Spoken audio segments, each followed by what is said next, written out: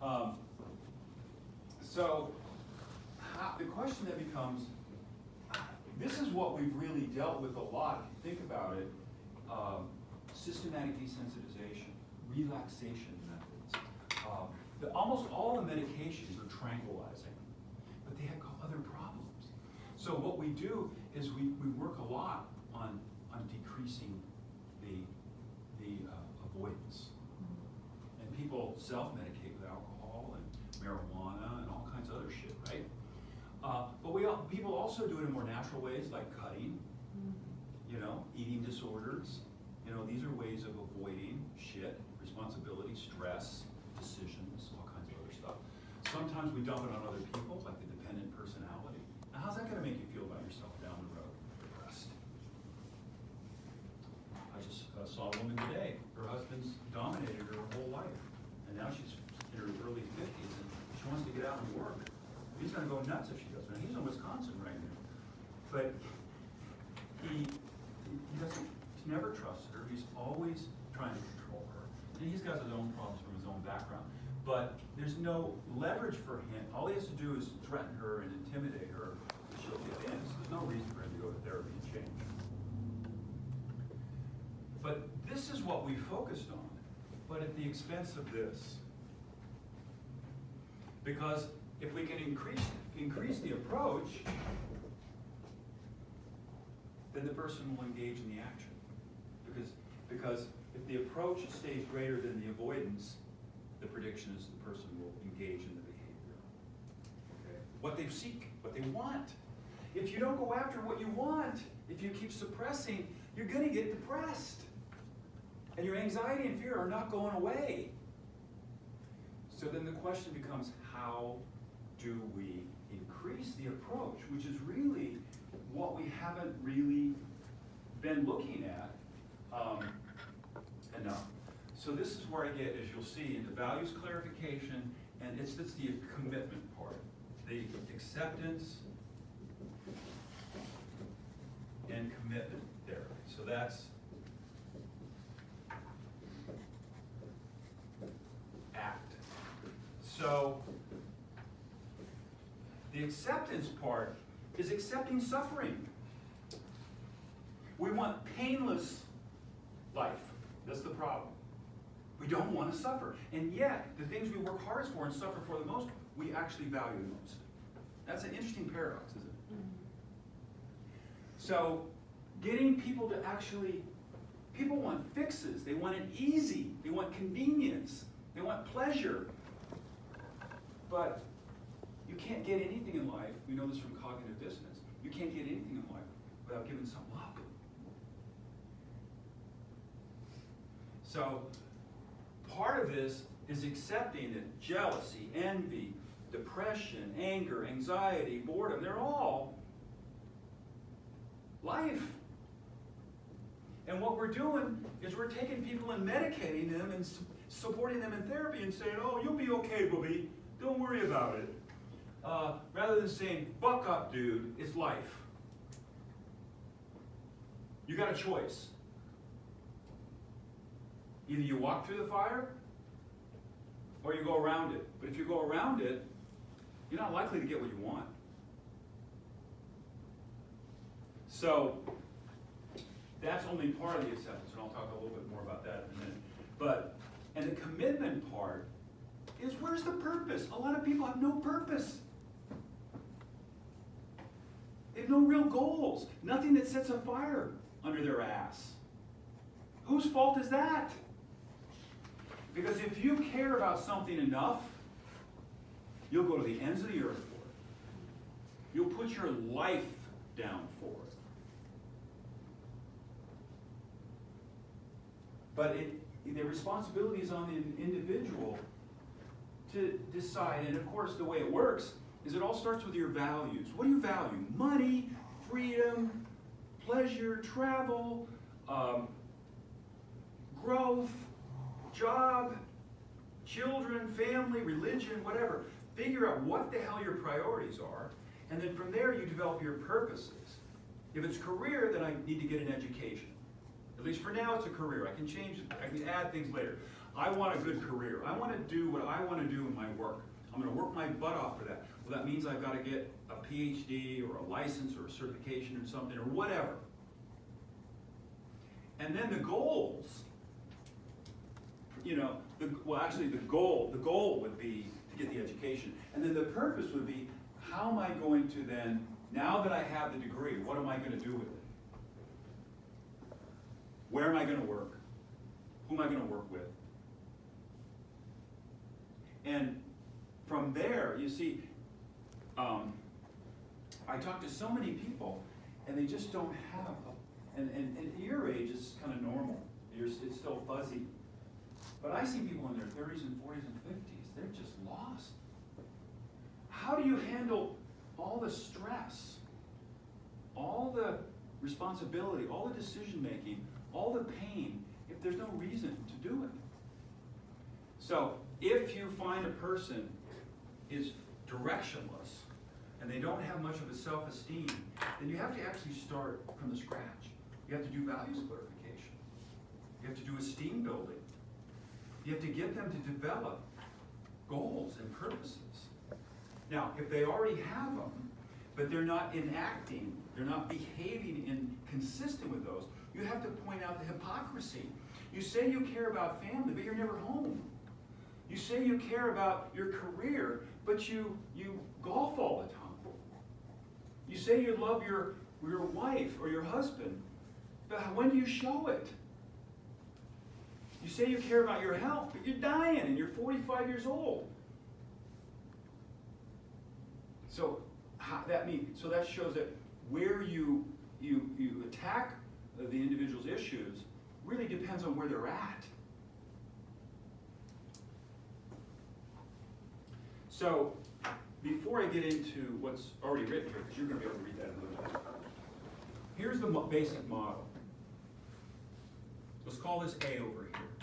A is stress, responsibility, it's tough decisions, it's the anticipation of anxiety, fear, suffering, whatever. It's over here, A. Things that make us feel uncomfortable, anxious, afraid, whatever.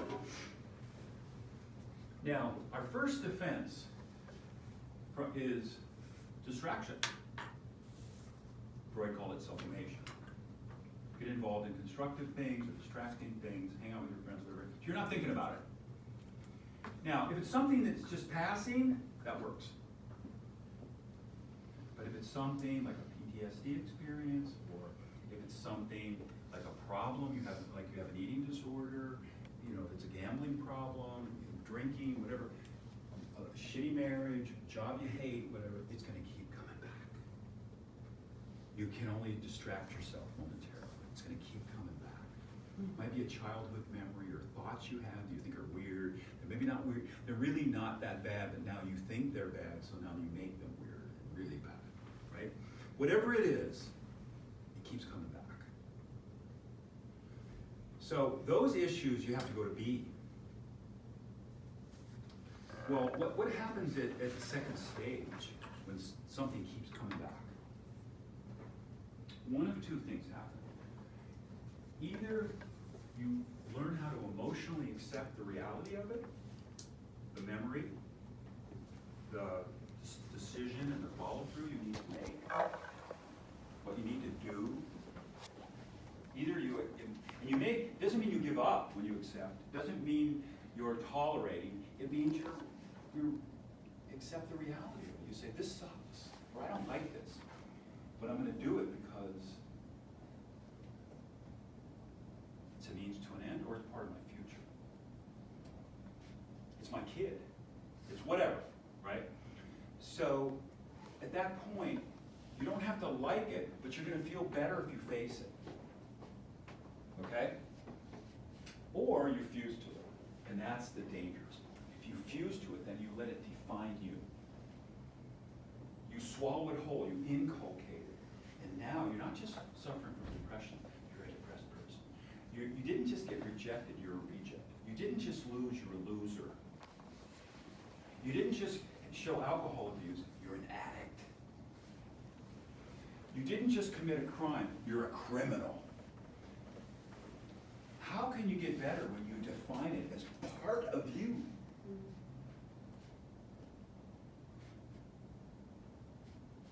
Even with people who do horrific things, in order for them to get over it and become a better person, they have to find a way to accept themselves and forgive themselves. When I'm in group therapy and I say, John, why are you here? I'm bipolar. I know he's fused. Everything in his life is around his bipolar. Or I'm an alcoholic. My name's John and I'm an alcoholic. Well, you're brainless, John. You got a problem drinking, but it doesn't define you. You're a person. You're a citizen. You're maybe a father, a brother, a husband, and a person with lots of attributes. You can't define all that with one word, one concept. It's bullshit. Now, maybe John needs that in order to stay better, but he's never going to be cured. He's never going to really grow. So he's going to have to go to meetings the rest of his life and give his problem up to God because he can't solve it. So that maybe works. He's a much better person that way than he would be, but that's not where we want to go with psychotherapy. That's a layperson's approach. It works largely because of the social support, which is enormous in the 12-step program. I can't compete with that, and I don't try to. It's a different approach. So once you accept the reality that your marriage sucks, you hate your job, you don't like yourself, whatever it is, you stop covering up. And you don't have to like it, like I said, but you got to deal with it. Then the question is, do you have enough commitment to keep you out of the murky, swampy, shitty water?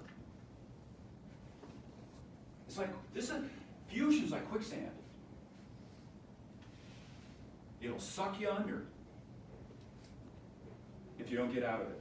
How do you pull yourself out of it with purpose? You take a person who, that's motivation. You gotta have a lot of motivation. That's the approach. It's not what you don't like, what you're running from. It's what you're approaching, what you want.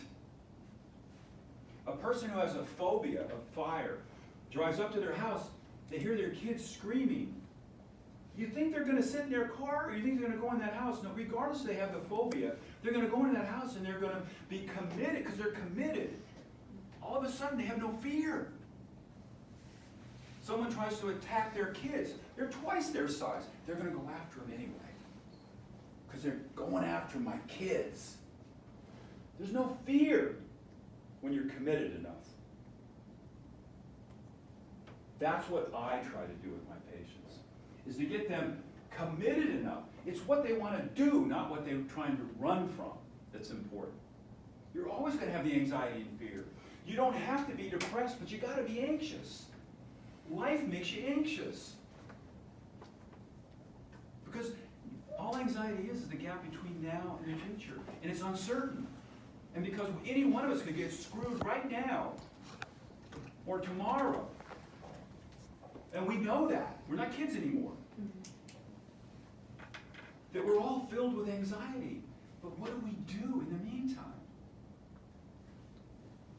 Running from other people. We're social animals. We need to have connections. We need to have significant others in our lives. Confidants, people we can connect with. So again, one of the most alarming things is when someone says, well, I'm a loner. I don't trust people. I just live alone. You know they're screwed.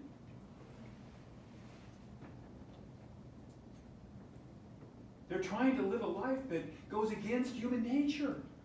Evolution, tens of thousands of years of evolution have designed us to be social animals. We're mammals. I don't need nobody. I don't need no man. I don't need nothing. I don't need another kid. No, you don't. You're right. You don't need someone else, but you should want someone else, because we weren't meant to live and sleep alone. So what I did is I came up with the concept of avoiders. people who patternistically, as my research shown, patternistically run, escape, deny. And so the 5 different types of avoiders that, from my own practice and my own conceptualization, I developed the 5 different types. And the reason I didn't use, the kind of psychological terms that you're used to is I wrote it for lay people because I was trying to write a book that anybody could read. Because if you read the books, let me tell you right now, you read the books on mindfulness and acceptance, dialectical behavior therapy, DBT, mindfulness and acceptance, they're all cousins. But you read those books and they are hard. If you're not a professional psychologist, even if you are, they were hard. I had to read them like 3 times.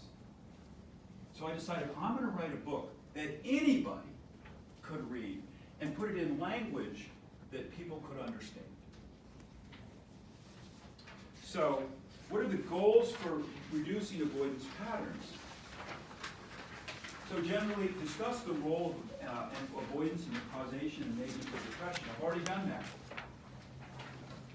Avoidance is negatively reinforced all the time. And we do it to ourselves all the time. When we run from stress, when we don't tell the truth, when we don't assert ourselves, when we don't stand up for ourselves or someone else, when we don't pay our bills. There's so many, when we don't take care of our own bodies. Help the client see how avoidance is related to their depression. The most common reason for depression, in my opinion, and I think I'm on pretty damn firm ground, is avoidance. De-emphasize the notion that depression is the problem. It's not the problem, it's the side effect of not living your life fully. Assist the client in identification of persons and or situations that reinforce and enable their avoidance. Too many people have been overprotected, mamby-pambied. And also, it comes from poor attachment as a child.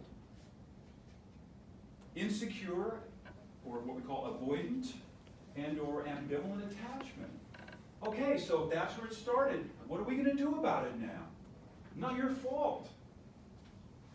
Stress that their anxieties and fears, like other aspects of suffering, are inevitable and natural parts of the human condition, but do not have to prevent them from living their life fully and meaningfully. Explain that avoidance patterns are habitual and as a result require a good deal of patience and motivated effort to change. Describe the proposed treatment plan. So I do not throw out traditional treatment. Values clarifications, for example, motivational interviewing, the pros and cons kind of thing. Which do you want more? And assertiveness, those are 3 examples. And relaxation, guided imagery, hypnosis, those are all, biofeedback, those are all traditional cognitive behavioral treatments. I do not throw them out. Some of the contemporary ACT and DBT people just kind of throw them out. I'm not willing to throw out 40 years of research just because I think ACT is a better way to do things. What are the acceptance domains I look at in a person?